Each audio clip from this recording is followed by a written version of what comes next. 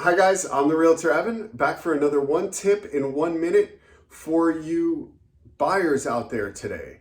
Yes, I want another tip for you buyers, and today we're gonna again talk a little bit about some things that we've covered, but my tip for you today is don't focus on the cosmetics, right? What do I mean by that? Well, every home is gonna need a little touch-ups here and there for the most part, right? Unless it's brand new and just built, a new construction, which even then might even need some things to be fixed. No home is really ever 100% perfect.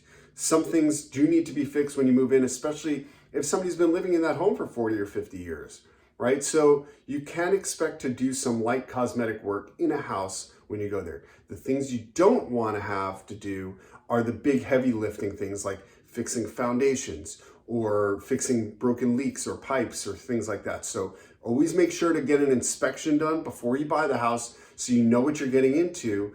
But if you have little things that need to get fixed, that's definitely okay to continue on with the escrow and buy that house and fix it after. Maybe you can even get some credits for it during escrow. Hope that helps. Hope to see you next time. I'm the Realtor Evan. Have a good day.